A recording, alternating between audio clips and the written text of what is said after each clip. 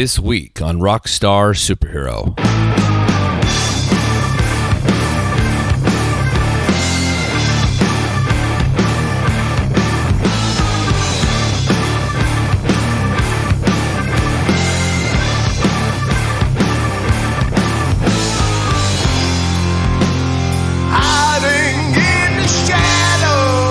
Groove, reckless 70s stoner vibes, huge blue psychedelia. These things make Elektric Mistress's killer EP, Chapter 99, a huge hit in my book. I was able to chat with a few of the guys in the band, namely guitarist Kyle Cantfell and keyboardist Riley MacDonald, so it was really nice to get a few different perspectives on the sound and fury of this very cool unit. The new EP drops on June 17th, and it's sure to make an impression. It's my humble hope that you'll pick it up sooner than later and enjoy these familiar warm and fuzzy overtones because they'll curl your ears. This is Elektric Mistress, and you're listening to their killer music right now here on Rockstar Superhero.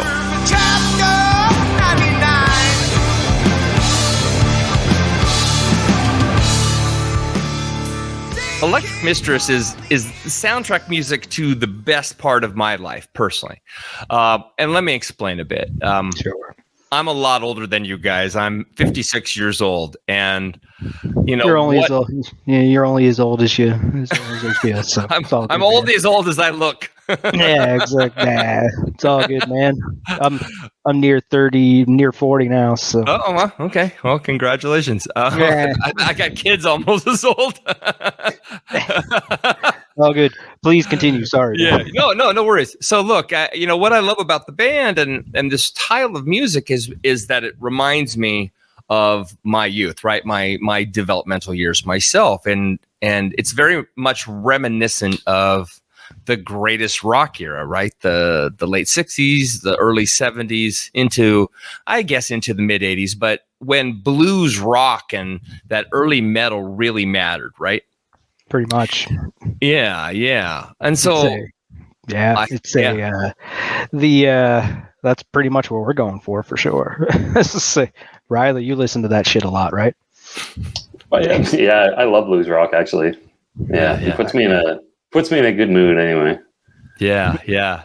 Well, you guys have figured it out because you have the tones, and I'm looking forward to finding out a few of the secrets. I don't want to get too technical today, but I had read a little snippet online about the recording process and how you guys actually sort of desaturated or took the album back to the 70s through a couple of modern tricks. Is that correct? True enough. The CLASP system, it's called. Yeah. What does it stand for? Closed loop analog signal processing system.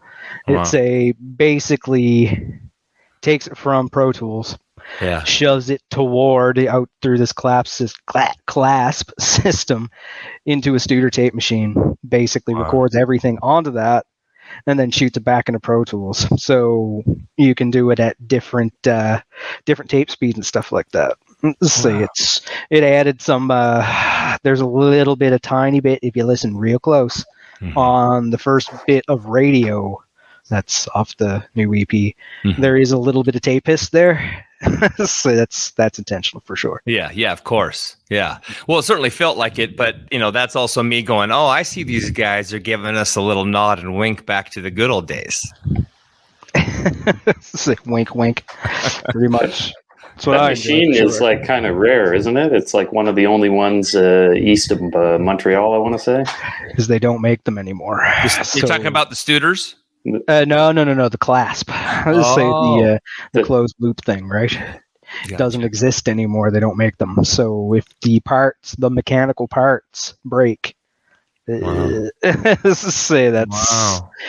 not too many of them, I guess. So I'm told. That's Joel Plaskett's studio, right? Correct. Yeah. He built like his whole board kind of around that system. It's really neat. Oh yeah. If you don't know who Joel Plaskett is, he's a well known for Halifax, where we're from, Halifax, right, in Canada here, right, Nova Scotia. So he's one of the guys that's been around here for like 20 plus years. So he's put out they get, let's say this, they get played on mainstream radio here quite a bit. So nice. He's figured it out. Yeah, he's figured it out. Yeah. Let's say, so he's got a whole big Jesus room. I can't even remember what it was. Some sort of old, I don't know if it's a warehouse or something like that, but it's got stucco on the walls and it's got probably a 30-foot ceiling, that kind of stuff, right? Nice. That is really cool space. It's got a coffee shop in the front and a record store, and then you can go in through the back, and there's like a little, I don't know what you call it, somewhere you can hang out, like a lobby almost, and then you can go into that room with the large ceilings and seal yourself in there, and interesting sound. He's got a lot of stuff in there. He had a Hammond and a grand piano. And, oh, yeah. They have an actual reverb tank there. Wow. That's one of the plate reverb ones. They told my God. Story. Yeah, I'll just say there's an old plate reverb unit there. They got, what was he telling me?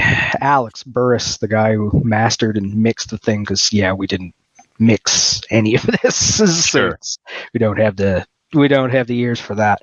But he was telling me a story about Buddy, a producer or something, was walking in and they were doing takes in the other room.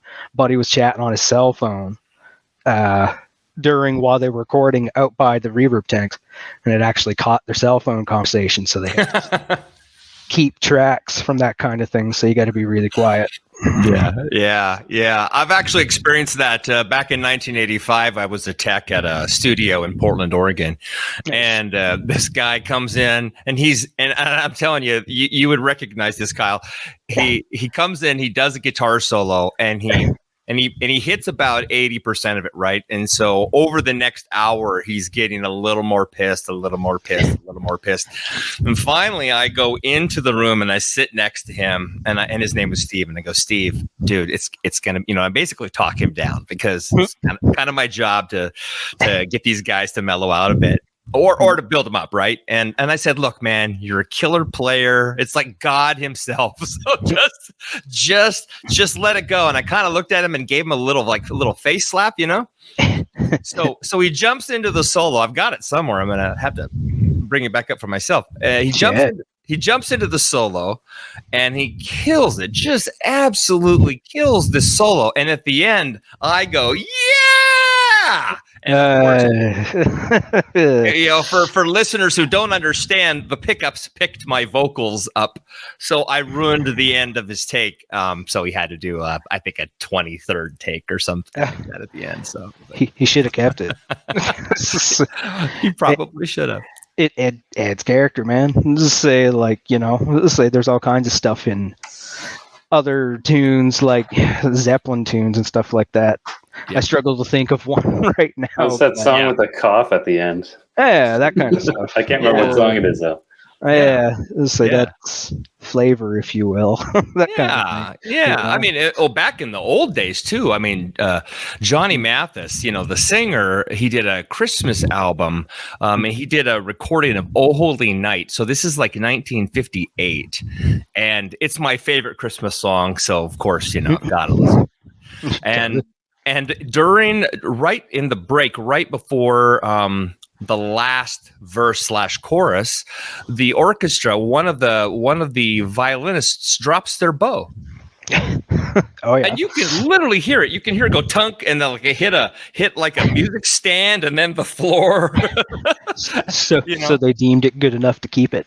Yeah, it was a gorgeous take. It is what it is. Live is live, and analog is beautiful.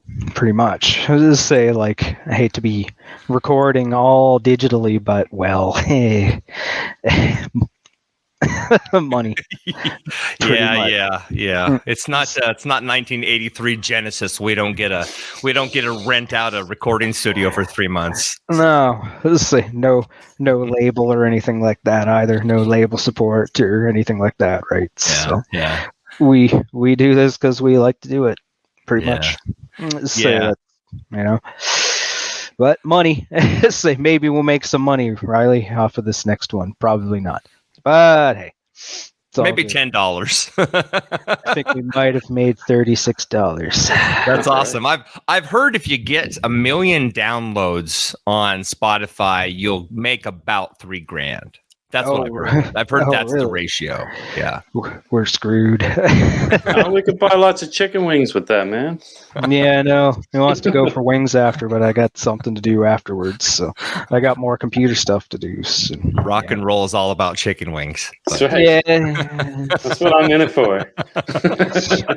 The wings. Jeez. Oh my God. Okay, so getting to the meat of this particular conversation, guys, when I heard your promo, man, I'm telling you, man, I was instantly transported. It was 1974.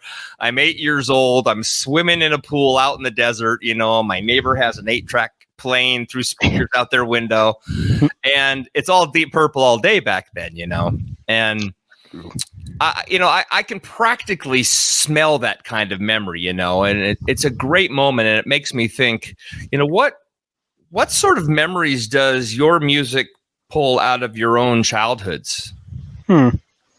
Interesting question. Definitely take deep. That first. Definitely Deep Purple, man. That organ sound, that rock. When I discovered it pretty late, probably in high school. When I first heard that like roaring sound, and I was like, I never, I heard keyboards, I heard synthesizers and stuff, but nothing really stuck out to me as much as that rock sound. You know what I mean? And then figuring out the Hammond and the Leslie and everything that was put together for that, it was unreal. So at the time in high school, I did a lot of skateboarding, listening to a lot of music. It takes me right back to that, basically. I used to listen to that on the bus back and forth from the skate park and to school, and yeah. Killer. What was I going to say on that? That was a Marshall head there too, Riley, right? Oh, it wasn't a Leslie. Well, it was a Leslie, but it was also the Hammond B3 driven through a Marshall stack. Right. On your recording or the Deep Purple stuff? Oh, Deep Purple stuff. I didn't know that. I always thought it was just a Mike Leslie. No, let's say that's how they got that growl. Then that's the growl, man. Let's say that's like Plexitone, for sure. I've seen videos of John Lord, and I think he must have had a modified like distortion knob, because along with all the drawbars, he would crank that up and down. Especially in a song like "Lazy," it's got it comes in and out, or I think "Burns," another one where you get that nice crisp organ sound that suddenly turns very heavy.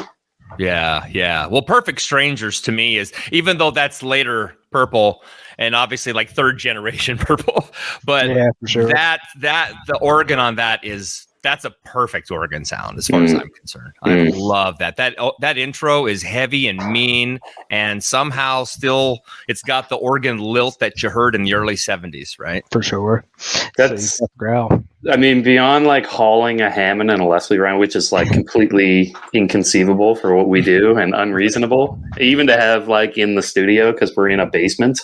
Like, remember we actually had one. We had a what was it, an A2 or something like that down there? L100. Anyway, L100, I believe it was. Oh, that's what it was. The L100 with the tone wheels that spun too fast, so it was like a half step out of key, and nobody could figure it out. Didn't have an amp for it. They tried to drive it through a power amp. That didn't work. We tried a few different keyboards to achieve that sound. The Nord has been the closest that I've heard.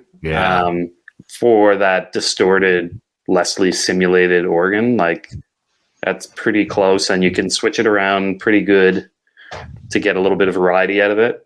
Right. The Hammond XK2, am I thinking of that right? That's got a great Hammond sound, but it doesn't do the distortion like we kind of are really looking for, because to cut through with the guitars and everything, I don't know. That Nord sounds excellent, though, in my opinion. Yeah. Nord, they make great material, man. I mean, they're and talk about affordable keyboards, at least for what they can do. For sure. Incredible. What did you get yours for, Riley? $9.99. No, well, there's a funny story about that keyboard. Actually, I don't know if you want to get into that or not. Sure, tell it. The music store had they had like a clearance sale, and like everybody and their dog was there waiting in the morning. So there was like 50 people lined up around the store. And I was like, I don't know, 10th or 11th in line. And I got talking to the guy in front of me, and he was there for the same reason I was there. The one Nord that was there for half price. It was like $2,000 marked down from like $4,500 or something like that. Right. And so he's in front of me. He goes right up the stairs and buys it. And I just waited for nothing. Anyway, I got in touch with him, and he ended up returning it and immediately selling it to me through the music store. And then I rented it to him for a few times for gigs that he was playing, and I haven't heard from him in years. But I ended up getting the organ, even though he beat me to the punch. Nice. I was hoping you were going to tell me he ended up doing like a collaboration with you or somehow, right? That whole build that long-term relationship thing. Hey, I stole your keyboard. Can I play on your next album? Yeah. And you never saw him again. Yeah. I used to hear from him like once a month. His band must have fallen apart or something. Sure. That happens. Well, look, I mean, the record, I don't want to hit on this too much because the influence thing is always the cheesy, easy, safe to go to question when it comes to these interviews. But it is important in a way because most people, I could do a ton of research on you guys and talk about all the little things, but for listeners of the show, they don't know anything about you necessarily, right? And so talking about that's kind of important. But for me, sure, I can hit on Deep Purple. I can hit on Sabbath. I can hit on modern bands like Clutch. I hear a little Frampton in there, but what are the surprises? What are the influences that I wouldn't see coming from you guys? Well, I learned to play guitar with Kill 'Em All, man. So wow, okay, that's a radical departure. Yes. Well, I mean, it's still metal, I guess, right? Well, sure. Heavier and faster variety. Sure. But that's how I learned how to play guitar, playing along with James Hetfield. And my hands just don't do that anymore. So it's, as I've gotten older, I getting into Zeppelin, Sabbath, that kind of stuff, right? Caius is a big one. Caius is great. The C tuning, that's the stoner stuff, that kind of thing, right? We do have those types of leanings. That's for sure. Yeah, I hear the desert rock thing in there for sure. Yeah, try to. That's for sure. I kind of want to go more psych. And Riley there's got to get more swirl on his keyboards all the time. What is this, Pink Floyd? Maybe. I love the fact that you guys are willing to try that. I mean, you're not a one style band. I mean, again, stylistically, sure, there's a general vibe, and that's how it works, right? You've got to pick a theme, and this is the way we are as a band. But I like the fact that as I've listened through the material, there's nods and winks to a lot of different things in there. So yeah, for sure. What's yours, Riley? Surprisingly, I don't know. Everybody always seems to say Pink Floyd, and I don't really always understand that when people say influence. Now, part of that is because when we started playing, we actually got together and jammed a bunch of Pink Floyd. We were at one point trying to make it through the entire Animals album down in the basement on Sundays. And Kyle can nail all of that, like pretty much on the spot. But there's a lot of challenging. There's a lot of challenging keyboard parts in that. We had some stuff that was definitely influenced from Pink Floyd keyboard wise in the first EP. It had a lot more like Rhodes in it, and we have more of that to come. It just isn't coming out on this EP, I don't think. But definitely from a psychedelic rock endpoint. Right. Well, what I love about Richard Wright's playing is, it was jazz inflected, right? So he was always looking for different ways to invert a chord, right? He wasn't just hitting the obvious stuff. I mean, you listen to Us and Them, right? And he's got these really oddball resolutions that work incredibly well because nobody does them. Yep, so he's the guy. Anybody with any type of world music influence is pretty, jazz, or like Ginger Baker on the African drums and stuff like that, right? Branching out is good. Pretty much. Yeah.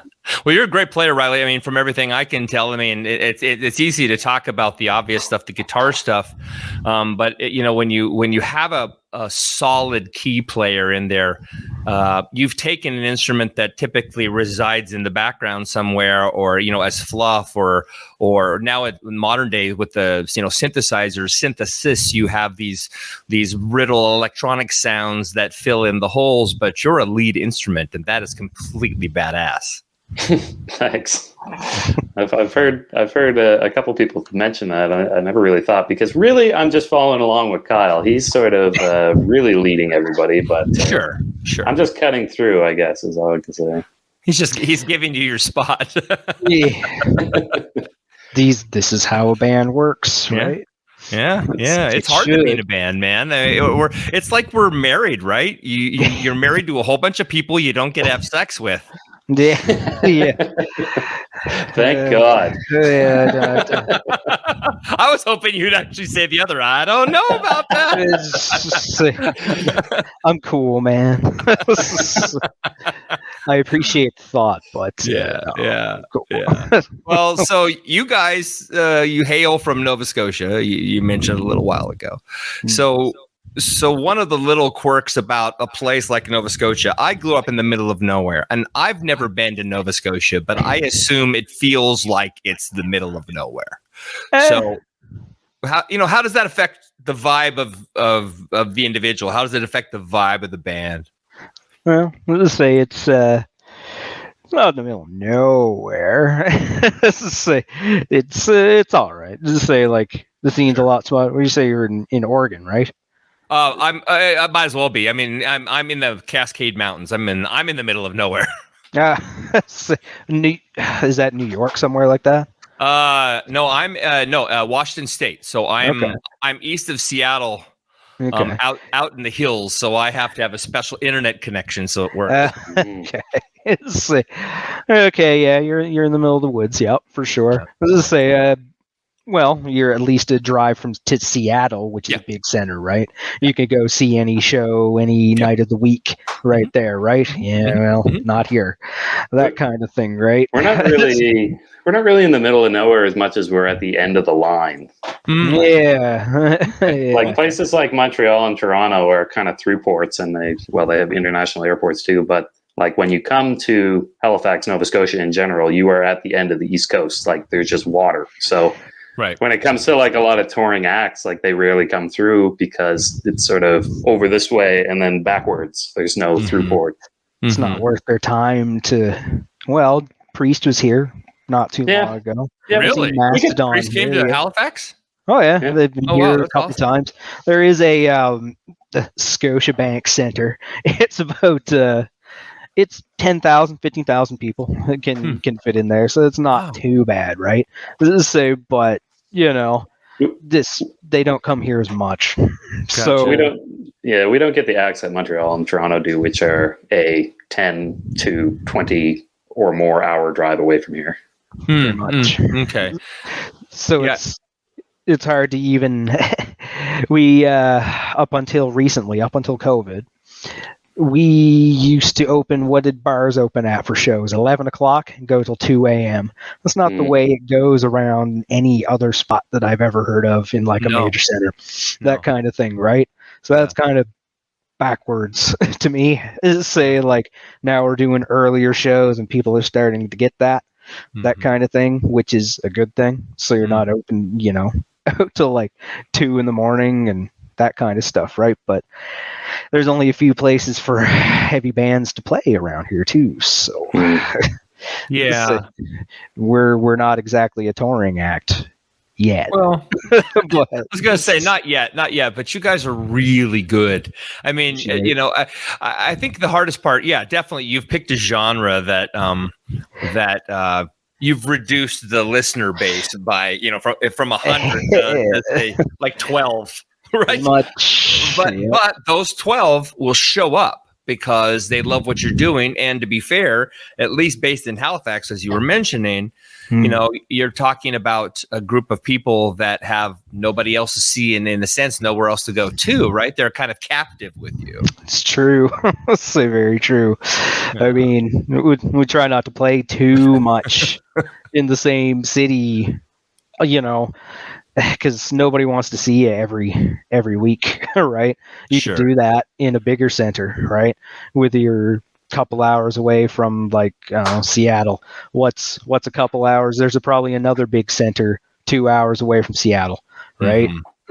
So you could line up gigs there any night of the week. If you got to do that here, the next biggest place would be Moncton, which is about 4 hours away, something like that. So I mean, is that New Brunswick? New Brunswick, yes. Let's say next province over. Yeah, man. I've never been to that area. It's got to be beautiful, though. But my brain, I guess the reason I asked that question is because all the movies I've seen that have been filmed in that area they feel rural, right? It feels it looks like you're in the Yukon, for God's sake. Oh, yeah. You go days without seeing another person. Yeah. Hey, not so much in Halifax, but if you're out in the outskirts where I grew up, Riley grew up in the city here, so I didn't. So Gotcha. I'm from out in the boonies too, man. So I feel you. Gotcha. I feel so is Elektric Mistress, was that taken from the guitar pedal? Where did the name come from? Yep. Is it really? It was, yeah. Yes! Yeah. Notice the K in the middle to yes. infringement. A little, cheated a little there. You got around that. There's actually like 2 other bands that I've seen lately that are Elektric Mistress just spelled correctly. Oh, really? Or with a K and a K at the end. What do you do if they happen to sell more albums? We'll change our name. Yeah. Well, I mean, the thing is you can, okay, maybe you can't, but I assume you can trademark it as long as, you don't have the same spelling, you know what I mean? I don't go that. You tell me that's a lie? Yeah, I don't know. I have no idea. I'm not the law talking guy, so I don't know. Gotcha. Sure. One of the things you guys had mentioned online, in fact, obviously the majority of the things that I've discovered are things I've read about you because we're just meeting today. But, I was reading that, music, of course, talks about the dangers of substance abuse. And I don't know if that's a common thing in music these days, but I applaud you guys for writing about it simply because, we come from a world where an awful lot of people, especially here in the Seattle area, have lost their lives over, the abuses of things, trying to be rock stars in the middle of all this stupidity, Yeah. And yet your style of music, the genre, is literally the soundtrack to parties where substances are being abused. Yeah. you must be talking about Cocaine Johnny and Magic or something. I think. Tell me the story. Yeah, Cocaine Johnny is. See, we don't write lyrics. Say me and Riley don't. Steve, that's our or Maxwell, as it were, is our singer and Vox guy. And right. I think that one's about. If you're listening to the lyrics, I think it's just pretty much. I don't want to say making light of something like that, right? Sure, sending up the the guy that's always going, the guy's always got his teeth chattering at the bar, that kind of stuff. He's kind of, I think that's kind of a send up. Saying, unfortunately, I don't know. Saying like, that's what I get out of it, right? Let's say, cokehead going around partying. Nobody wants them there because that kind of thing, right? Just get out of here. Yeah. There's there's always that one guy, pretty much at a party. Yeah. There is like that, right? Yes. That's what I get out of it. Anyway. I think that I asked the question though just because I wanted to mock the idea, right? I love the idea that music was that the party music, the feel good music is always funny where people are sort of doing that, making light or even being serious about the ills of being a rock star or being around that lifestyle, and then that music is the exact thing that is the theme to all of that betrayal of the body. True enough. I'll just say, like, I don't know. I've never touched cocaine or anything like that. Smart. So I don't know. Let's just say, like, Riley, I don't know about you, but hey, you do you. Yeah. But I feel like as a whole, like a lot of traditionally rock star roles, like, I mean, I read a lot about skateboarding and it seems like that's really shifted gears. It's not the partying on the road like it used to be. It's a lot more athletic. Yeah, I don't know. I feel like I can't speak for everybody. Not that, drugs aren't a problem, but I feel like we're shifting gears towards a healthier lifestyle in general when it comes to this kind of stuff. Yeah, true. Yeah. It's great to see that. I mean, you look at any band that's been around. I was watching a documentary on Megadeth the other day. And that very thing, it was exactly what they were talking about. Dave's, obviously recovered from his, I think he had throat cancer or something. Yeah, that's the one. But these guys are, one of the guys walks in with a camera and he's like, how's everybody going? And like Dave is doing push-ups and you know what I mean? It's just everybody's really focused on their health. You check out the food at the bar and it's all, it's all healthy, freaking collard greens and crisps, but nothing fried, no beer, Yeah, I can't see those boys doing that anymore. They lived enough for like 6 lifetimes of that. If they want to keep going, what's Dave Mustaine now? 50 something? Yeah. Oh, he's still thrashing, and he I don't know. Do you know who Dave Mustaine is, Riley? Megadeth. Never mind. Okay, so he had a now I feel really old. Hey, man, I know who Megadeth is, man. But think of it this way: he had like radial nerve compression or something wrong in his hand, and he had to literally work his hand back. It was his left hand, actually, his fretting hand, and he had to literally work himself back to health. Because I don't know if you ever seen him play, Riley, but he's a shredder. As I say, constantly. Yeah, he's a big note guy. Lots of notes. Lots of notes. Yep. Thrash solos. If you can imagine a thrash solo, that's what he is all the time. Every song, thrash solo. The whole Rust in Peace album is one basically long lead, pretty much. It might as well be. Because some of the riffing in that is just their leads. I can't do them. That's for sure. No way in hell. It's for sure. It's a dead time too. I mean, meaning like there's very few bands that do that type of music right now, right, Kyle? I mean, I don't think anybody really does it except for, I don't know. I mean, I interviewed a couple of thrash bands from Western Canada recently, but for the most part, nobody's playing that style of music anymore. It depends. Like you'd see it around here for sure. You'd see it. I think it's there. Garage metal. Yeah, basically. I haven't seen anybody like really, really, really technical around here, but I'm sure there are. I just don't get out much other than work and playing. Yeah. Pretty much. Yeah.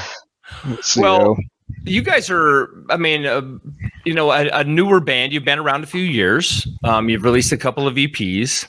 I don't want to say that, I don't want to stick you in the pile of bands that are sort of jaded and old school, but what have you discovered about the music business in general? Like, what do you love about being in a band, and what do you despise about, the expectations or the business part of it? That's an interesting question. I don't really hate anything about it.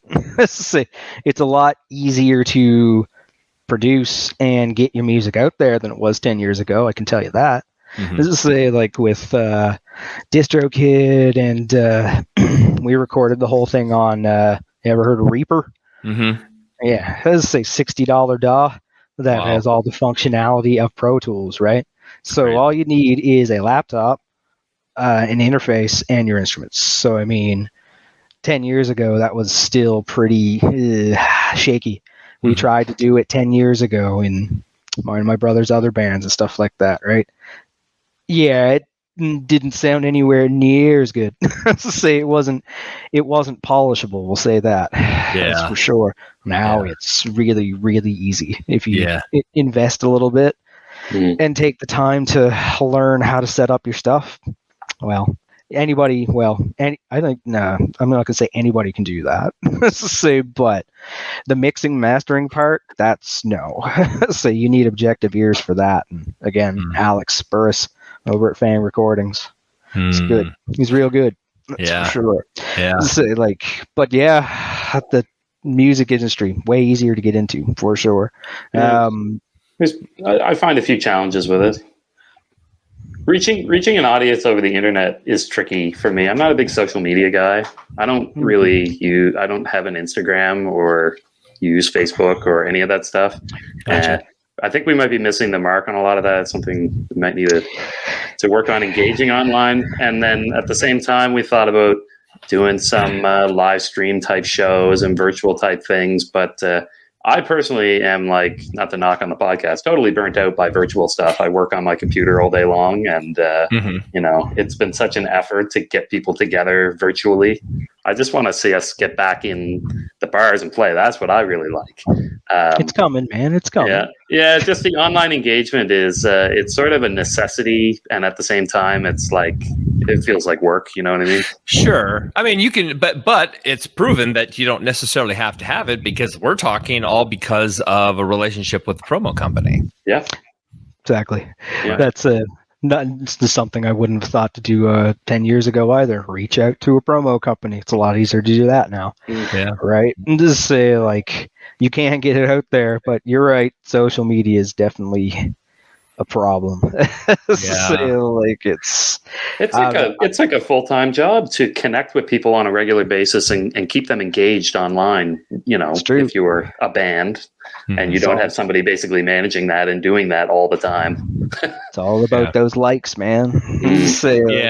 It's kind of lame that it is all about those likes too. I mean, I admit, so again, I'm a lot older than you guys, and for me, social media is definitely a mixed blessing. I definitely use it, and I definitely use it a lot. You have to, man. You have to, right? It's the way it is. But I get in fights like every other moron online, and I try to remain. I mean, I'm very much a moderate person, and I don't want to make this a political conversation, but, right. but I'm not an extremist at all. I'm right down the middle. I'm as wishy-washy as Charlie Brown, right?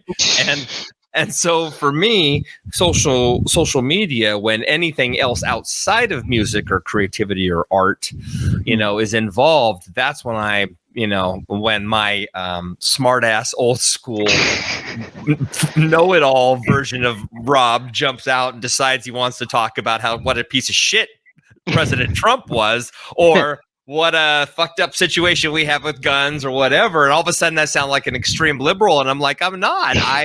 I'm right down the middle, but I can tell who's a dick and I can tell what's wrong over here. Much. It's not hard when you're in the middle. It's not hard to see what a clusterfuck we all are. We're all fucking idiots. Excuse my language, but we are all fucking idiots. So kudos to you, Riley, for keeping out of it and keep your head on straight, man. Pretty much. The only reason I have social media, Riley, is because Elektric Mistress. It's the only reason I signed up for Facebook again. That's it. There you go. And the limit to what I post, thanks for the spin. Yeah. Thanks. Yeah. Doesn't say anything else on anything. So what you're telling me is don't create a big campaign and send it to you guys, because it's just gonna sit somewhere. That depends, I guess. Yay! Thanks. Yeah, that depends, I guess. If it's cool enough, like you, bro, I'll get in on that. Hey, man, I'm a shit interviewer, but I mean well. You know what I mean? It's all good.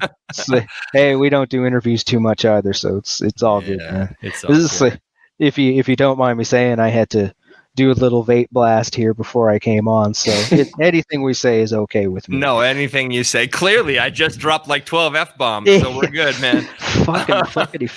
Yeah. And my mom listens to every one of these. So. Nice. Yay, Mom. So, okay, let's talk about the EP. Right? Let's do that. Sure. EP comes out June 17th, at least from what I've read. Correct. Okay. So besides the love for killer grooves, what do you hope that listeners like me get out of it? What do you want the audience to hear? Basically what you were saying before. Whatever makes you feel better about everything else. Pretty much, right? Say there's people that have heard, well, this one's understandable, but buddies tell me that, hey, you guys listen to or sound like Uriah Heep. Yeah, I could see that. You guys sound like a little bit of a, Jesus, what else have I heard before? Down. Yeah, okay, yeah, you could get that. Anything really. It's all mixed in a little pot. Just say and we were talking about doing Zeppelin type stuff in our later stuff because my brother brought in some songs actually in mine and Riley's other band we had with my brother. Didn't get off the ground. We've got songs coming like that with Zeppelin grooves in them, like the real, the that kind of stuff. Yeah. So that'll be in there, and just there's no reason to limit yourself to any type of influence, really. Just say so. Yeah. What do I want them to hear? Anything they want to hear, pretty much. Yeah, I get that. So then so let me ask you a question that's kind of this is going to almost sound mean, but I don't know how else to ask it. So there's no ill anything intended here. Let's find out. What do you, trust me, really, what do you expect from a promo company? So, let me back that up. So I'm talking to these two really nice guys, two really funny guys, two interesting guys. We're just hanging out. It's just a chat. And you don't have anything to prove. You know what I mean? You're here, you're repping the band, you're talking about the new EP. And yet there's a casualness to this that just says, it's all good. Life is good. Music is good. We love hanging out and playing stuff, and can't wait to play at my local pub. You know what I mean? Sure. All the good things that being a musician is about. So if that's true about who you guys are, then do you care about taking it to a next level? Because as well as I do that most people in this world who are in the music business, they want to be rock stars. They think they do. They think they want all the accolades, and they think they want all the stuff that comes with the presupposition of what it is. But you guys are smart enough to know that it's really just about now. It's about the moment and the music and the fun of it, the joy of it. So why pay for promo at all? To possibly get there. Say you never know. Say I'm not going to change who I am just to, say go on interviews and stuff like that, right? So if you know what I dig it, great. What do you say, Riley? You know what I think we would really like to get from investing in a promo company is a little bit of kickback that we can use to record more content. Gotcha.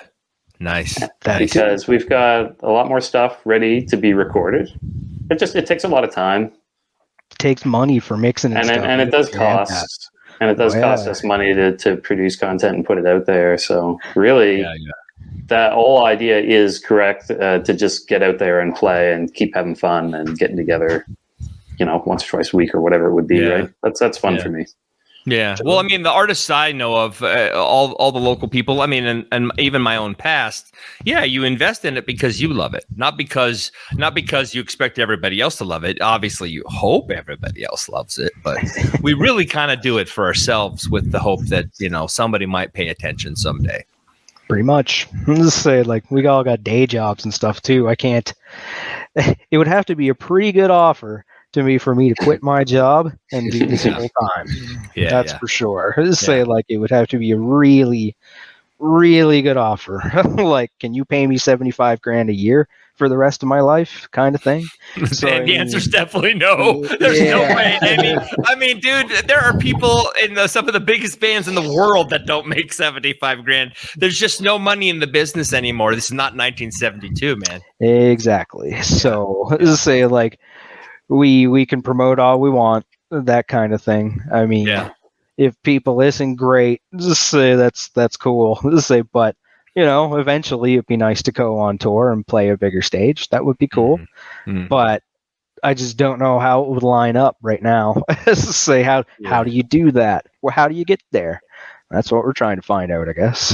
Yeah. I think the promo though will get you to festivals. That's the one thing that I found happens consistently about the guys that hire promo companies. Then what ends up, it comes into the laps of guys like myself, right, who then talk to the band and we put it out online and we obviously help sort of organically grow what's going on with the band. And if it's good enough, if it's groovy enough, if it's cool enough, or the genre fits, all of a sudden you're playing a festival. And that's when things change, because the touring, unless you have a significant fan base or the right offer to get out on the road, touring doesn't make a lot of sense. It's a very bullshit lie. The lifestyle isn't really like none of that stuff is the way it was 45 years ago. None of it. Nope. So the music industry has completely changed. That's for sure. So it's it's a lot easier to get it out there, but yeah, well, you're swimming in a sea pretty much of other stuff that may or may not get heard. So you got to do what you can. Say like a festival would be cool. I'd totally play Roadburn. I'd say that's a cool festival. Like anything over in Europe, one of those like Swedish festivals like Roadburn or Desert Fest. I know Desert Fest is in New York now. That could be something we could conceivably do, right? New York is not that far away from here, really. I'd say like so. Tour support would be great.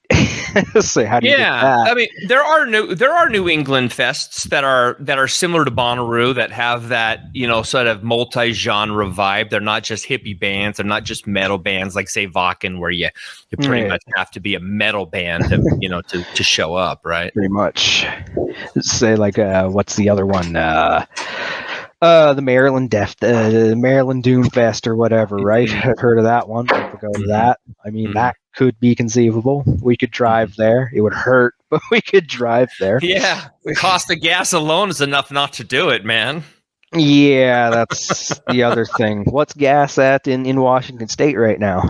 Well, I'm on the good side of it. We're right at $5 a gallon, or whatever that is, $15, for 4 liters, I guess, something like that. We're at 2 something a liter. So okay, you guys are like $7.50 a gallon.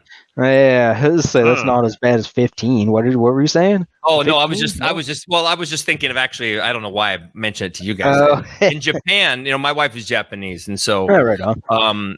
Japan, they're paying like the equivalent of $12 a gallon, which is like almost twice as much of what you guys are paying, which is about 50% more than what I'm paying. Oh my God. We are all fucked. You're right. We are. So speaking of that, chapter 99. We are all fucked. What's chapter 100, Probably that. Yeah. Right? Say like that's what I got out of it anyway. All right. Last page of the book. Let's say once that goes over, kablamo, that kind of thing, right? I guess it's about the seance or something. It's right in there, right? He's talking about dark rituals and basic Ozzy Osbourne stuff, right? It's just nothing too serious. Nothing. Well, just like Ozzy, it's not serious in the sense of, we're writing the song about something scary and we want you to take us seriously because we're all going home and sacrificing little animals. It's just it's a theme. It's a song. It's an idea. And a lot of times there's a big tongue in the cheek. Oh yeah. Say like, say we're not taking ourselves too seriously or anything. Say no corpse paint here, brother. No, thank God. Although I would love to see Riley in some corpse paint. Yeah, that would be kind of behind the keys, man. I'd laugh. Well, the silk shirts you wear on stage is kind of funny though. Everybody else is in like a band t-shirt, and Riley wears a silk friggin' blouse, a silk shirt or something like that. It's even in our band promo shots. Everybody else, I'm wearing my Pantera COVID shirt. It has the vulgar display of power on it with the the glove and the mask. Yeah, sure. Wearing that. Friggin' Kieran's wearing an old boy shirt. So, and he's wearing his silk kimono, like. And I didn't get the memo. You didn't get the memo. Yeah, you're the next evolution of 2112. Yeah, totally. You finding a guitar in the woods and learning how to play it, bro. 2112. Go listen to it, Riley, if you haven't. No, I've heard that one. One. Okay, just good. The fact. What were you talking about a second ago that Riley had? Oh, Megadeth. How is that possible? How is that possible? It makes me. I didn't know. I didn't put Dave's name together with the band. I'm bad with names, man. You've never listened to Megadeth in your life, Riley. What? Oh, I definitely have heard it.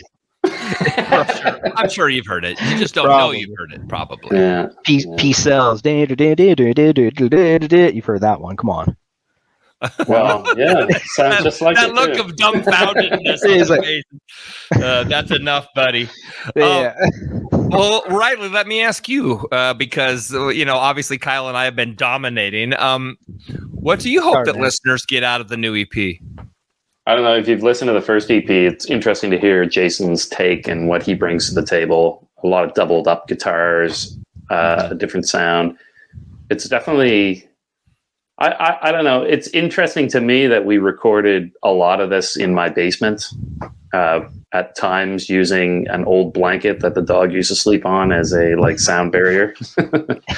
So it's in. I don't know. Bring to the table, self-recorded. I bought a Moog subsequent that you can hear in radio, which is completely new to me. I've never used a synthesizer before. Hoping to get some more of that. Yeah, that's it. It's a Pink Floyd thing for sure, and hoping to bring more of that in the future. Unfortunately, I think that's the only song that has synthesizer on it that we have on this EP. Yeah, but there's more. We have a lot more to come. It was just what we could get out there. So yeah, definitely evolution from the first EP, and more to come in the future. Also, yeah. So musically, I mean, where do you go from here? You talk about more to come in the future. You talk about, songs and all these different things you've sort of kind of gotten in the hopper, waiting for the next thing, right? Waiting for the future. I mean, where do you go from here? Do you just get back out? I'm not saying on the road, but do you just get back out and play more? Do you take a year off and reassess where the band wants to go? How do you move this forward? Recording. We hit some challenges with recording, both through finding our groove and defining our process. Through we're not allowed to meet in person because we'll get a disease and die, or the venues aren't closed, aren't open, and we can't get what we need. So we tripped a few times and fell down and slowed down with recording, and that's I think our main excuse of why it took so long to get another EP out from our last EP. It's almost two years or more. So 3 years. So what comes next? Definitely getting out there, playing more live. I really look forward to that. I really enjoy that. I love playing with other bands, seeing fans of other bands, meeting new people. But at the same time, while we're in between releases, get back to recording and get stuff lined up earlier so that we can release faster in our next iteration. Yeah. It's what it's all about now. Release. If you're Daniel Ek, the CEO of Spotify, if you expect 1 or 2 releases every 3 years is enough. Yeah. But he's also padding his pockets too. I mean, if you don't release fast enough, he doesn't get to keep his money. Yeah, exactly. Let's say right. I'm more of make sure it's right. I don't know. I mean, I didn't mean to interrupt you. Go ahead. I was just say there are things I can still hear that I don't like. So that kind of thing. Sure. So there's room for improvement. And growth. That's for sure. To me the toms weren't tuned. Freaking I had tuning problems on my guitar. That stuff's got to be fixed for the next one. So that's what I'm looking at, setting all that stuff up and making sure these things sound good and show a little growth, if you know what I mean. Yeah. Right? Yeah. But there's a band from Vancouver called Limb Lifter. Are you familiar with them? I am not. Okay. 90s, early 2000s. Actually, they're still around, but that was their heyday. Got nominated for a couple of Junos back then. Right on. I can't remember the guy's name. Kearns, Josh Kearns, I think. Age of Electric, that sort of stuff. Right. But their whole thing has been and will continue to be being analog and not so much being sloppy, but just saying we're going to play, we're going to enjoy the experience, and however it turns out, it turns out. And I think regardless of how imperfect a record might feel, or how much you feel you should do something better, with quotes around it, the next time. The reality is what makes it completely rad is the fact that it is filled with holes, and it is filled with human playing and a human experience. It doesn't sound mechanical. It sounds groovy and fat and nasty, and that's how rock is supposed to be. So you got my big thumbs up, man. I mean, it's as badass as your debaucherous go-kart experiences, I'm sure. Yeah, right. I put that one in there. Yeah. Why don't you go on that, Riley? You're the best one to tell that story. I couldn't catch him. We went like 20 laps. I couldn't catch him. I don't know why. I think my go-kart was fucked up or something. That you were probably still ripping balls on mushrooms.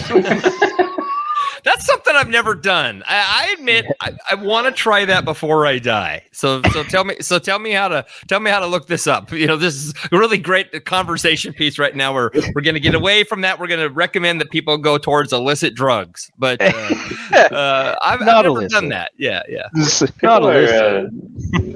People are using magic mushrooms to treat PTSD, and there's a lot of talk about microdosing and interesting stuff. And sure. Say like it's not just illicit anymore. Right. I think if we could take away the stigma of hallucinogenics, obviously the marijuana stigma that's been around for 80, 90 years is kind of releasing itself a bit, at least with the majority of states legalizing. What's it like in Canada? Completely legal. Is it completely legal in Canada? Oh yeah. Okay. I wasn't sure. I knew BC kind of had it going years ago, but it's completely legal, but it's controlled by the government, and our alcohol is also controlled. Our alcohol and tobacco are controlled, so you can only supposed to buy it from government controlled facilities and liquor stores. Gotcha. Like we still can't buy beer at a convenience store or a grocery store. It has to go through the Nova Scotia Liquor Corporation, so they control. Now, I'm not sure how, but there's dispensaries all over the place you can still go to. I don't understand how that works, but they're there. They shouldn't be, say, like, unless it's for medical reasons. I have no idea. Sure, yeah. That's kind of sketchy. Yeah, but I mean, governments have looked off to the side for years because they want the tax dollars. I mean, it's not. I don't think it's rocket science to understand why they want to manage it, because they can keep it out of private hands. They can get all the money themselves, and they can say, "Hey, we're in control. We get it." You know what I mean? Pretty much. But you know what? Cheapest ounce I've ever bought is off the NSLC, man. I don't know what that is. What is that? The NSLC, the Nova Scotia Liquor Commission Corporation. That's the governing body. That's what Riley was saying, right? This is $120 ounce. So I mean, wow, it's pretty good. It better be. Yeah, it is. It's totally good. Better than $200, right? Well. Yeah, but like in America, I mean, at least where I live down here, if I want to sleep tonight, I can go buy an edible and it costs me $3.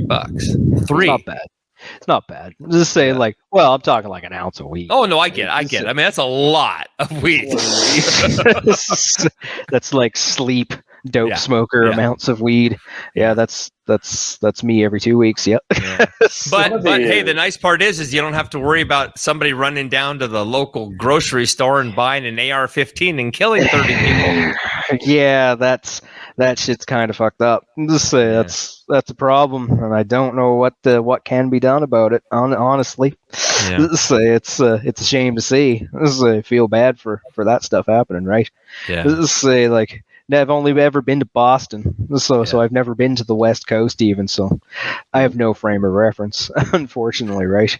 Well, the news is going to tell you, I mean, regardless of what everybody in politics wants you to believe, the news is telling you the truth most of the time. It is. It just is. Yeah. You just don't like the answer, so fuck off. You're a dick. Pretty much, yeah. I mean, it's just the truth. I mean, yeah, it's a shitty thing that happened, and it continues to happen. And I saw some I don't even know what the word is at the moment, but I saw some numbers earlier today that said of the 135 days this year we've had so far, there have been 233 shootings in America. I mean, mass shootings, as in more than 2 people have been shot. And that is insane. It is kind of insane, isn't it? Say, like, Jesus, we had one here a year ago. Biggest mass shooting in Nova Scotian history. I think it was possibly in Canadian history. In Canadian history, yeah. That kind of stuff never used to happen here. Yeah. I think it's just everybody's going a little nuts. Say what with COVID and that kind of stuff. It's a shame that happens, right? Yeah, I mean, mental health, mental illness, whatever you want to call it. I mean, we're in a rough place, but you know, here's a great transition. Yeah, we're in a rough place right now. Mental health, you know, all these things that are screwed up doesn't change the fact that, fortunately, we have good things to look at, right? And not just television, but we have great things to listen to, good bands, good people to talk to. I mean, so I don't know. I mean, I think if we get down to it, if we can hang out with people we genuinely dig and enjoy, or we find interesting, like I find you guys really interesting, thanks, man. That makes the world a better place. I mean, it sounds super cheesy, but the fact is, man, I mean, if we would just stay away from the shit that lights us on fire and winds us up and get close to the things that just brings us down and mellows us out, I think we're going to be okay. As a race, yep, I think we'll be all right eventually. Eventually. I don't think it's going to be in my lifetime, that's for sure, but I think eventually. You got to think the Star Trek sort of shit, right? EDIC, remember? Infinite diversity and infinite combinations. That kind of thing. Yeah. I'm a huge fan. I like that. I like how stonery that got all of a sudden. Yeah. EDIC, man. This has been the weirdest conversation I've ever had.